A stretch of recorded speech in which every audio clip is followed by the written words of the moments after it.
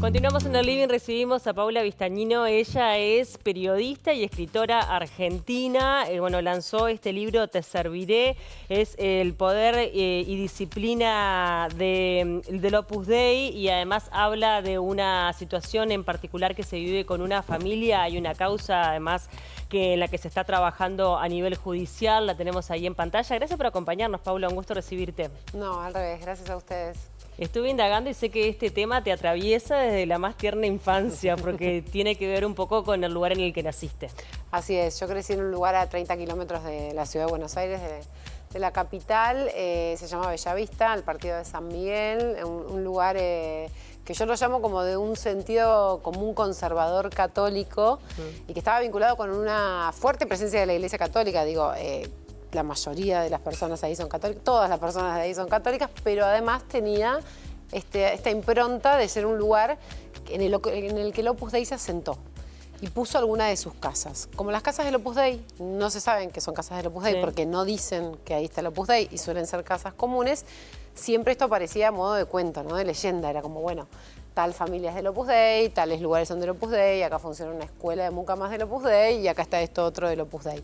Entonces, desde chica, por supuesto que eso generaba mucha curiosidad y después ya periodista, con varios años de periodista y con otras investigaciones vinculadas con la Iglesia Católica, en un momento dije, voy a volver acá a ver qué hay, porque no estaba segura y encontré más de lo que yo creía. Totalmente, porque creo que todos tenemos como una idea de lo que es el Opus Dei, pero también hay mucho secretismo a su alrededor, ¿no? Mucho de especulación, porque en el fondo no se sabe, porque también hay un interés por parte de la organización de que no se sepa. Capaz que arrancamos bajándolo a tierra, contándole a la gente de qué se trata el Opus Dei, que es una organización bastante joven dentro de la Iglesia Católica. Así es. El Opus Dei tiene menos de 100 años de historia, nació en 1928 en España, en una España de entreguerras, en una España en una dictadura en ese momento, previa a la dictadura de Franco. Nace como una institución con la ambición de restaurar la religiosidad perdida en las sociedades occidentales modernas, que volviera a tener la religión esa importancia, ¿no? Y con cierto enojo respecto de la Iglesia Católica porque un poco había soltado ese poder, ¿no? Y había cedido. Entonces, como que habían entregado terreno, ¿no? Y la idea de restaurarlo. Hay otras instituciones en la Iglesia Católica que tienen esta misma intención, pero el Opus Dei lo que logra es trascender fronteras, trascender ese tiempo, llegar a 68 países, que es donde hoy está presente. Y lo secreto que vos decías, que es nuclear para entender el Opus Dei, y también estas ideas de esto de lo conocemos pero no sabemos bien qué hace y demás, tiene que ver con eso, con que entendieron que la única manera de volver a instalar estas ideas no era desde un lugar, desde, si querés, desde la misa, ¿no? Y desde la escuela católica tradicional que baja línea, sino en esta organización que se presenta como una organización laica. Totalmente, y además ellos logran una autonomía dentro de la Iglesia Católica, que también eso es llamativo porque responden únicamente al Papa, ¿no? Exactamente. Ellos lograron, de esa época que te digo que nacen, ellos logran ascender en el franquismo, logran que la Iglesia española los apruebe, logran que Roma los apruebe, ese momento es en el que llegan hasta acá, y con Juan Pablo II logran toda la autonomía y los privilegios y las jerarquías que ellos querían, pero que ahora están desde Francisco en 2022 desjerarquizó al Opus Dei, que es una decisión. Pasa que es jesuita también. También está esa rivalidad histórica de los jesuitas con el Opus, porque son dos miradas completamente antagónicas de la Iglesia, y además porque los jesuitas, cuando el Opus Dei nace, y ya nace como esta organización que un poco prepotentemente se autodenomina la obra de Dios en 1928, ¿no? Con 2000 años previos de una institución, los jesuitas se opusieron a esa organización y entonces hay como una bronca histórica. Pero lo cierto es que Bergoglio, el Papa Francisco, ya los venía mirando como venían mirando otras instituciones de estas llamadas neoconservadoras de la Iglesia Católica, que tienen prácticas sectarias, ¿no? Y que, como el sodalicio en Perú, que lo eliminó, y bueno, con el Opus Dei incluso lo que se dice es que le pesaba más tomar decisiones por ser jesuita, porque tenía esa sospecha. Claro. Entonces avanzó porque las denuncias que empezaron a aparecer sobre el Opus Dei en el mundo y en la Argentina en particular, son muy graves. Entonces, como no tuvo otra opción, pero lo hizo con bastante cuidado. ¿Cómo es el arribo en esta parte del mundo? Y además, mencionaste algo ahí que también me parece que es interesante destacar, y es la alianza que tienen con determinados tipos de mandato, ¿no? Con las dictaduras puntualmente, ¿no? Que eso pasó mucho, creció mucho durante los periodos de dictadura en esta parte del mundo. Después de lograr esto que decía con el franquismo, que lo apruebe la Iglesia Española, José María Escrivá de Balaguer, fundador del Opus Dei, santo de la Iglesia Católica, va a Roma y empieza a hacer este lobby en Roma, esos fines de la década del 40, y en ese momento, cuando ya estaba teniendo la aprobación, decide la expansión en América Latina, que por ser un continente católico y que hablaba la misma lengua del fundador, que a ellos les interesa mucho eso, fuimos como el primer territorio, y para ellos era como una tierra prometida, ¿no? Era acá nos vamos a expandir. Y les interesaba particularmente América Latina, además por las características, porque estaba creciendo la izquierda en América Latina, porque dentro de la Iglesia Católica en América Latina las teologías de la liberación también estaban con una impronta al interior de la Iglesia, que una impronta de izquierda, se elige a un papa para luchar, digamos, un papa anticomunista como fue el Papa Juan Pablo II, y el Opus Dei se convierte en su aliado.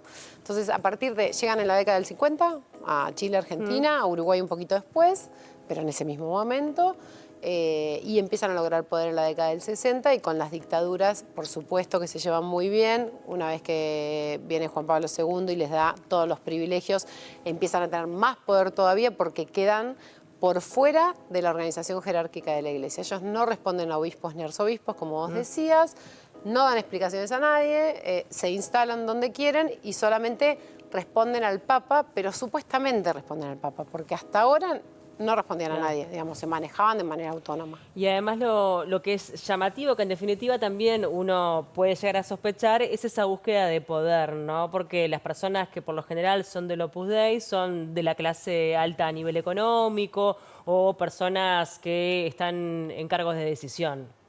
Totalmente. Eso es una búsqueda. Ellos cuando nacen se plantean ser una especie, ser una élite dentro del catolicismo.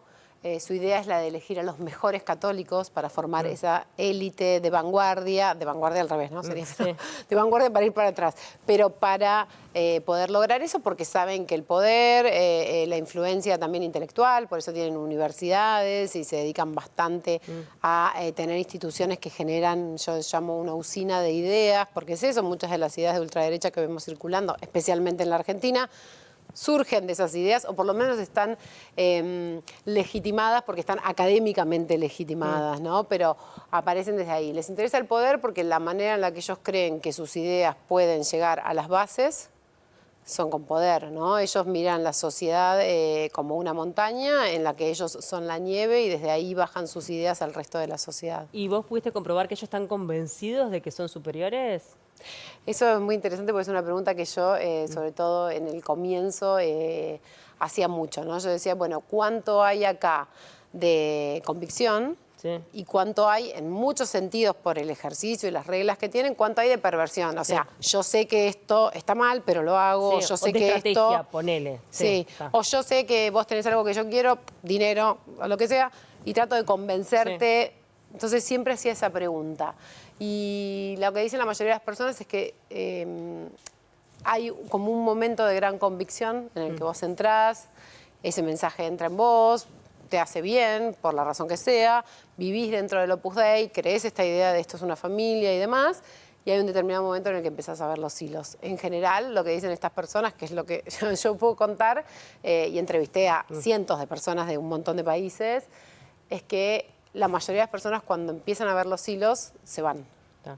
Y hay otras que se quedan y que no les resulta tan complicado el ejercicio de eso, que es estratégico, por supuesto. Ellos tienen estrategias para conquistar a las personas, para hacer que permanezcan dentro, para hacer que donen voluntariamente su dinero, o sea, está todo reglamentado. Entonces, vos si aplicás un manual, en un punto te estás dando cuenta que estás aplicando un manual. De todas maneras, hay cosas que son muy oscuras, ¿no? Que están vinculados con la trata de personas, prácticamente la esclavitud. Hay una causa abierta en Argentina al respecto, ¿no? Sí, es la acusación la causa judicial que más le pesa en este momento al Opus Dei en el mundo y que involucra al número 2 del Opus Dei en el mundo, que es un argentino, Mariano Facio. Es una acusación formal de la justicia argentina que hizo una investigación secreta. O sea, no es una denuncia, eso quiero decir. Ya se investigó durante 2 años la Procuraduría contra la Trata de Personas y luego la Justicia Federal en conjunto. Hicieron una acusación formal contra las máximas autoridades del Opus Dei en la Argentina durante los últimos 40 años y es por trata de mujeres para explotación. Cerca de ese lugar donde yo crecí, a 8 cuadras de mi casa, y sabíamos el título de esto de hay una escuela de mucamas del Opus Dei. Era una escuela que prometía formación en hotelería o en servicio doméstico a niñas pobres del interior del país, sobre todo del litoral, del norte, de países limítrofes. Y una vez que llevan a la escuela, además de ser obligadas a trabajar en jornadas de explotación, no jornadas comunes para nada, y ser sometidas a rutinas religiosas muy estrictas y demás, iniciaban un proceso de manipulación religiosa que las convertía en numerarias auxiliares del Opus Dei y se les ofrecía la posibilidad de ser para toda su vida siervas. Y nunca les pagaban. Y en muchos casos durante años no fueron al médico, salvo que les pasara algo, o sea, médicos, control rutinario, no vieron más a sus familias. Ese título en hotelería que iban a tener no era, entonces tampoco se podían ir, eran chicas muy pobres, no tenían ni cómo volver, estaban incomunicadas con su familia. Eso derivó en una denuncia de estas mujeres que hoy es una acusación formal. ¿Y ese modus operandi se ve reflejado en todos los países en donde está o es algo que, bueno, obviamente hay un signo de interrogación enorme, me imagino? El Opus Dei tiene una característica que es que, por eso algunos de sus miembros dicen que es como una franquicia de una multinacional. Tiene la característica de replicarse de forma igual, con los mismos estatutos, en cualquier lugar del mundo en el que está. Estas escuelas que existieron en Argentina, también existieron en Uruguay, quizás no es exactamente una escuela de internado, pero sí había formaciones, había centros del hogar, de cultura y hogar para niñas. Existieron en México, por ejemplo, yo estuve investigando, encontramos 5 escuelas de internado de este tipo, es un país mucho más grande, y hay en todos los países, inclusive en España, en países europeos y demás. Esto lo hizo de forma sistemática porque lo que necesitaba era como una especie de ejército de servidumbre para atender a esta élite de hombres laicos y religiosos, ¿no? Que son los que ocupan la cúpula del Opus Dei. Es tremendo. Este libro se basa también en una historia. Vos necesitabas también de repente capaz que centrar en una historia que estaba vinculado con una de las fortunas más importantes de América Latina, una fortuna chilena, que también tiene conexiones con Uruguay, con Argentina. ¿Cómo es que das con la historia y también qué es lo que pasa? Porque eso también está en la justicia, ¿no? A los periodistas siempre es como encontrar una historia para contar, ¿no? No es lo mismo contar teóricamente el modus operandi. Entonces, cuando yo después de publicar acá en la revista Lento, el primer artículo grande, me enteré que existía en la justicia uruguaya esta causa, que ya tenía unos años, y es la historia de una familia uruguaya en origen, que hace su dinero en Chile, que ingresa al Opus Dei en Santiago de Chile cuando apenas llega en la década del 50, que regresa a Montevideo para fundar, la matriarca de esa familia, que era viuda entonces, a fundar la rama femenina del Opus Dei en Uruguay, y que la mayoría de esa familia vive y vivió en Uruguay, están entre los más ricos, pero la fortuna se hizo en Chile. Y hay todo un conglomerado de empresas, son los Gianoli Gainza, la familia, y lo que hay en esa historia, además de la historia de una mujer que siendo millonaria como los más ricos de nuestros países, no más o menos millonaria, sino una persona muy rica, decidió vivir toda su vida con convicción, en principio, dentro del Opus Dei como numeraria, con prácticas de flagelación, con castidad, con pobreza, con obediencia, que fue muy útil para el Opus Dei porque consiguió mucho dinero para el Opus Dei. Y entre ese dinero que consiguió, también consiguió mucho dinero de su familia. E inclusive toda esa familia, más que mirar a la familia, entre poder y poder, digo, una familia poderosa, pero también una institución poderosa, el Opus Dei vio en esa familia una oportunidad y de hecho se involucró en las empresas de esta familia y terminó obteniendo gran parte de la fortuna de la familia. Esta mujer que protagoniza el libro murió dentro del Opus Dei convencida en Convencida, principio, sí. dejó su dinero, que son cientos de millones de dólares, a una asociación civil del Opus Dei en Chile, que es donde ella había nacido, y lo que está en disputa en esta causa es una fortuna de una hermana de ella que tenía problemas psiquiátricos y que en principio iba a ir para el Opus Dei, ahora está, ahí aparecen testamentos, Sí. revocatorias de testamentos y demás, pero que además ellos, como hijos de otra hermana millonaria, fueron despojados de esa herencia porque su hermana había sido corrida Claro. de las empresas. Entonces lo que hay es una familia y cómo el Opus Dei no solo atravesó el dinero de esa familia, sino sobre todo los vínculos de esa familia. Integrantes del Opus Dei hoy están bueno, en los lugares, como decíamos, de decisión o en lugares muy importantes dentro de lo que es el poder de cada uno de los países en donde está presente. ¿Sentiste algún tipo de miedo, de presión, de riesgo, de decir, bueno, me quedo sin trabajo, no trabajo más de esto? Porque de verdad es que tienen posibilidad de mover hilos invisibles para la mayoría, pero que pueden afectar vidas, ¿no? Cuando yo empecé la investigación, la empecé, te diría que de manera bastante ingenua, como quería contar una historia de algo que yo sabía de cuando era chica. No dije voy a investigar el Opus Dei o voy a descubrir. En el camino me fui encontrando con un montón de cosas que no tenía la menor idea. Yo pensé que era solo una escuela de mucamas y eso me llamaba la atención. No sabía que después, que hacían todo este engaño. Que había explotación laboral. No sabía nada. Entonces, eso me pasó con todo. Y fui encontrando las cosas de a poco. En los momentos en los que fui publicando fue porque tenía mucha información. Entonces fui también con la certeza o con la seguridad de, bueno, esto que tengo está documentado, es muy fuerte. Eso no quiere decir que en algún momento, el Opus Dei en 2 ocasiones me había comunicado, ha dicho que estaba pensando en iniciar acciones legales. Quizás ese es el mayor temor que uno puede tener. Después no hubo amenazas personales. A veces hay llamados en los que me quieren explicar que en realidad no tengo razón, porque en realidad esta parte no es así. Yo mantengo más o menos un diálogo más o menos tenso, pero mantengo un diálogo con el Opus Dei y cada vez que estoy por publicar algo los consulto y les digo que si quieren que voy a nombrar a tales personas, que estoy investigando ese tema, que qué quieren decir y todas estas cuestiones.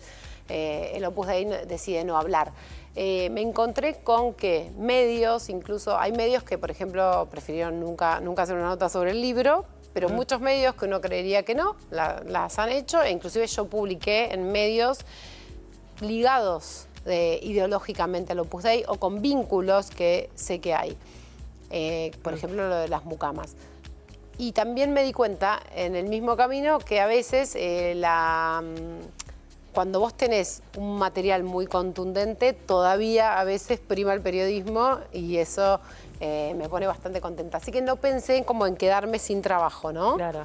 Y más ahora que ya vengo publicando hace bastante y que el tema se convirtió en un tema en muchos medios y en el mundo y demás, entonces no estoy como en solitario trabajando Totalmente, eso. ¿no? Y además me imagino que también mucha gente lo habrá querido desestimar en algún momento, te habrán dicho, no, capaz que no es tan importante y en realidad tal cual esta sensación que todos tenemos de que es algo que conocemos y no conocemos es como el objetivo, ¿no? Como que sabemos pero no del todo, ¿no? Sí, una de las cosas que más entiendo yo que le molesta al Opus Dei es justamente que se conozca, bueno, su matriz jurídica y económica, por un lado, y después las prácticas intramuros que tuvieron durante muchísimo tiempo, porque es una institución muy cerrada. Esto que decíamos al comienzo de esas casas que no se identifican, los miembros célibes del Opus Dei viven en esas casas a las que solo ingresan ellos y nadie más, y los curas, ¿no?, del Opus Dei también.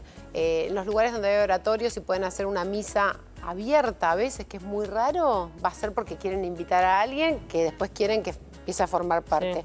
Pero son casas de puertas cerradas, tienen prácticas que ellos niegan públicamente que tienen y que incluso las niegan al Vaticano. Hay muchas reglas que lo que dicen sus miembros, en España hay una denuncia muy grave de fraude ideológico y normativo hacia el Vaticano y hacia los miembros del Opus Dei por el manejo que se hace de esas reglas.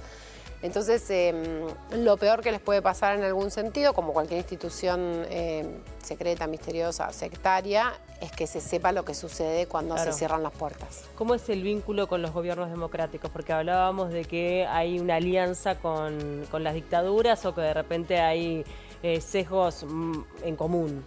¿Qué pasa con los gobiernos democráticos de diferentes ideologías, ¿no?, de la región? Bueno, en general tienen una afinidad mayor con gobiernos de derecha. Puedo decir que en este momento en Argentina hay un vínculo mucho mayor entre el Opus Dei y el gobierno actual, aunque quien gobierna hoy y todo su poder ejecutivo no tiene nada que ver con el Opus Dei.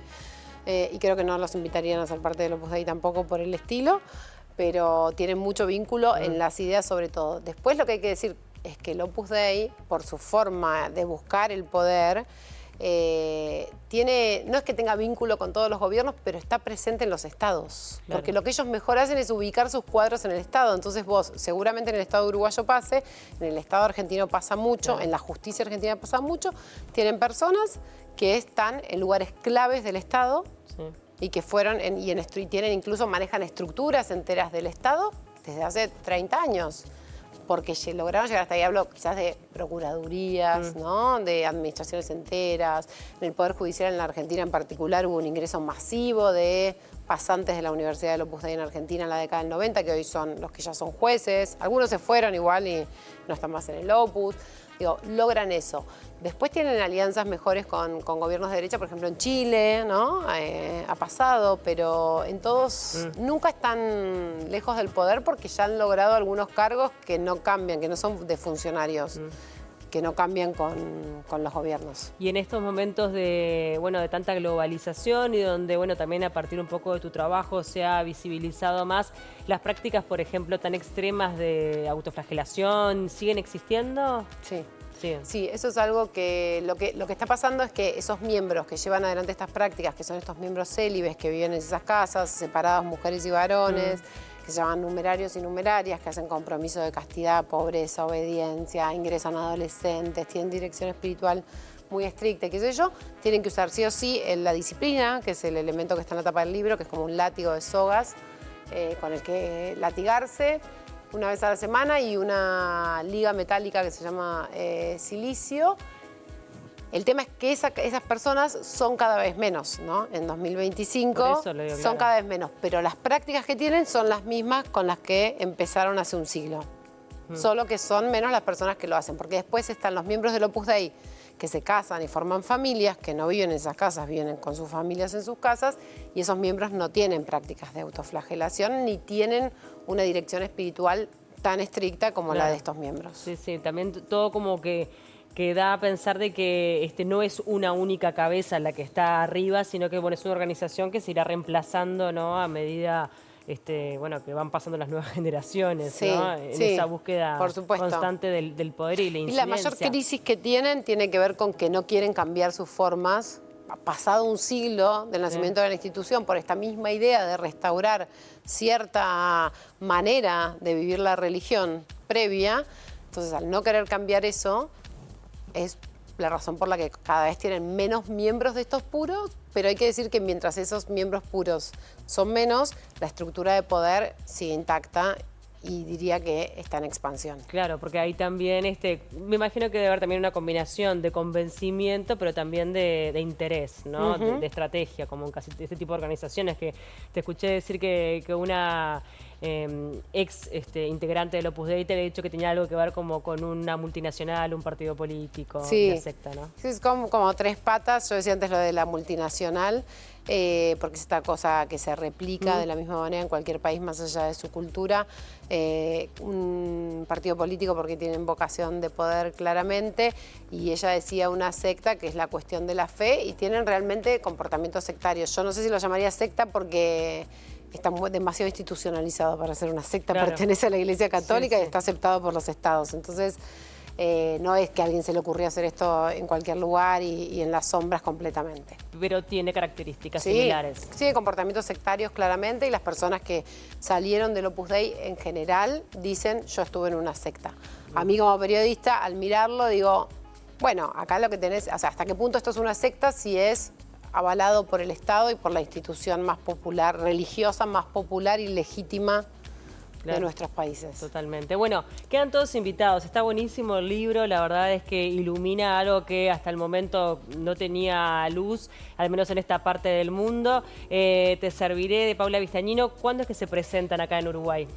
Hoy a las 7 de la tarde. En Cultural Alfabeta, los esperamos ahí. Hay un teléfono para comunicarse y hacer una reserva. Es gratis, por supuesto, y libre la entrada, pero hay que mandar un mensaje ahí o comunicarse para hacer la reserva. Así que hoy a las 7. Hoy a las 7 en el Alfa y Beta también vas a estar vos, como para firmar libros, me imagino, si la gente lo Sí, por quiere supuesto. adquirir, ¿no? Sí. Para compartir contigo esta charla y este ida y vuelta bien interesante. Y bueno, y si no pueden ir hoy, está disponible en todas las librerías del país, ¿no? Así es.